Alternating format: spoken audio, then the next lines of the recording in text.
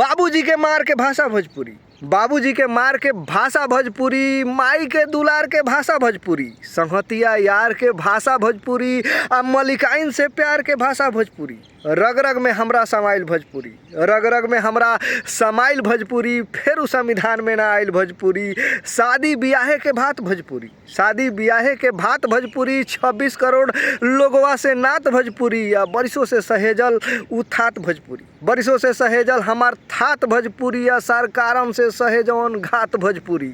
आ राजनीति के फेरा में अझुराइल भोजपुरी, राजनीति के फेरा में अझुराइल भोजपुरी, या फेरू संविधान में ना आइल भोजपुरी।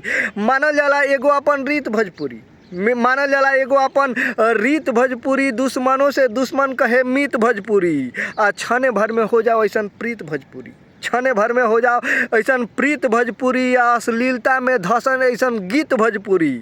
आ तबो नहीं घोटते, तबो नहीं घोटते घोटाइल भोजपुरी, या फेरू संविधान में ना आइल भोजपुरी।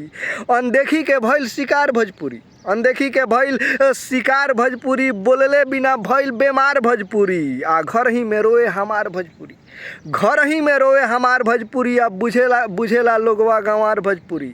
आ हिंदी या अंग्रेजी से, हिंदी या अंग्रेजी से लाजाइल भोजपुरी, या फेरू संविधान में ना आइल भोजपुरी।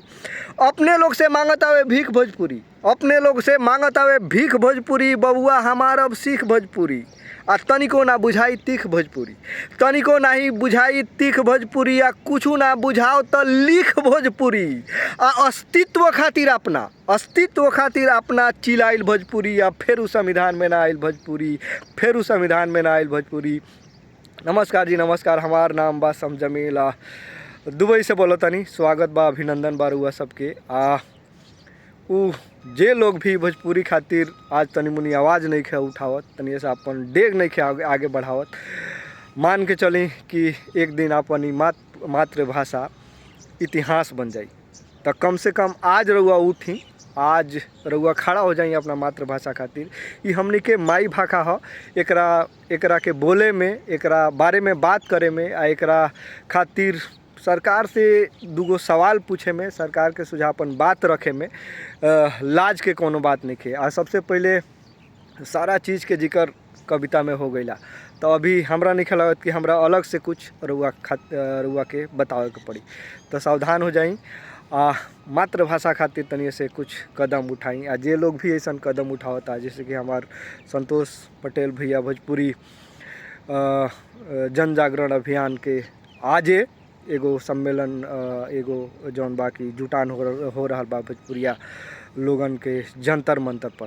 तो अगरी के अगरी बानी, दिल्ली के जंतर मंतर के अगली के अगली दिल्ली में कहीं भी बानी तो जाई, लिंक रुआ मिल जाई वो चीज़न के, वो सभा के पोस्टर वगैरह रुआ कमेंट बॉक्स में मिल जाई। तो चौंपी भोजपुरी खातिर कम से कम बोली। बहुत बहुत शुक्रिया, बहुत बहुत आभार।